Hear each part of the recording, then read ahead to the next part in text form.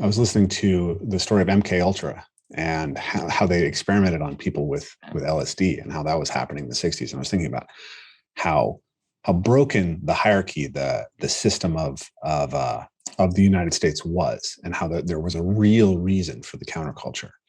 But somehow it wasn't integrated enough to produce something that could sustain itself as a replacement. Yeah, but there's the secret is that they're connected. Mm-hmm. You think there's no connection between MK Ultra and LSD counterculture in the 60s? Right? Haight-Ashbury, right? They're running these experiments in the Haight-Ashbury, which is right. The hippie culture.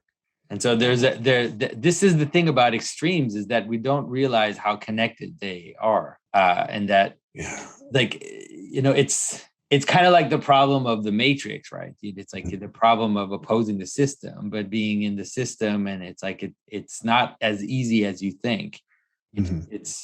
I think there's role for counterculture, but you need to be able to pull away and to be able to see the role of counterculture within a meta vision of culture, right? Yeah. So that's why, let's say the pattern that I present, like the pattern of reality, isn't a pattern per se in the strict sense. It's a pattern moving into nothingness, right? It's a pattern and it's breakdown. And so that's the image of the mountain, which goes into the water or goes into the chaos, you know? And so that so it's almost like a meta pattern where it's like the pattern and the things that challenge it. And so if you understand counterculture like that, then you can kind of see its role. But if you think of it in an absolute terms, where you actually think that counterculture is really counterculture, then you're deluding yourself. Like you're joking with yourself. You're being deluded by something, you know. There's something like this coexistence of the extremes, or the paradoxical coexistence of the extremes, is something you mentioned earlier that's really been bothering me. Or I've been trying to articulate it and think about it, because we have this, say, movement towards the there's these highly anti-hierarchical structures and anti-authoritarian, or like everyone should have the freedom to define every aspect of themselves in every way, right? But if you question that, there's 100% authority that's going to come down on you. That's right. And so there's this weird juxtaposition of, let's push these very specific aspects of freedom or liberties while allowing the growth of something extraordinarily authoritarian in order to control it. Like, as someone who grew up in the counterculture, the relationship of the left activist base that sees itself as the rebels, right? They're this really funny thing where, like, the people who exist in the power structure see themselves as the rebellion. That's right. If you understand the history of the 20th century, you also understand why this is the most dangerous situation you can find yourself in. Yeah. The most dangerous situation you can find yourself in is people who think they're victims but are in power. Right? That's where genocide comes from. Genocide always comes from people who think they're victims and are in power at the same time. Like, I'm not saying we're headed towards a genocide, but I'm saying that is really the way it happened, both in terms of the genocidal action. They're not genocidal, but like the mass murdering actions of the Soviet elites, and the genocides of the fascist states, and the genocide in Rwanda, and the ethnic cleansing in the ex-Yugoslavia. Yeah. It's like, it's always the same story. The word that comes into my head there is scapegoating, right?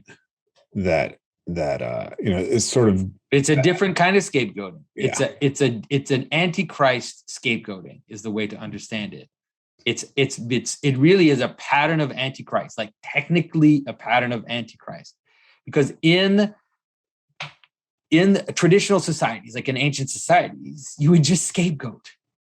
You would just scapegoat. You would just take a stranger, you take a slave, you take someone who is on the margin of society. You just blame all the problems on them, ritually or directly, and then you kill them, or you get rid of them, or you cast them out, or you mark them as pariah. Right? You find these ways of doing it. Now, one of the things that Christianity did is that it included into the system, the hierarchical system, the notion that in order to have a truly balanced hierarchy, the top of the hierarchy has to also exist for the bottom of the hierarchy. That is, it's not just a thing moving up. It's actually a thing which moves up to move back down and fill itself. And so the notion of self-sacrifice became the image of Christianity. And so the idea that we can, the top moves towards the victim, right? So you have the people on the edge of society that are, let's say, victims of the system that can't totally fit. And there's a way in which that which is above moves out and tries to get the lost sheep, right? Tries to put a hand out to the beggar, to the leper, to heal those things that don't fit into the system, right? So it's like a different vision of hierarchy. But in that is hidden a kind of parasite. And this is the parasite of the value of the victim, you could say. Mm-hmm. And the victim does have value, but there's a way in which that can be turned in an upside down way, where it's like the victim becomes the value in itself, right? Where the victim has value for being a victim. Victimhood is sacralized. And it becomes a way to power in itself. Yes. And especially when it's self-appointed.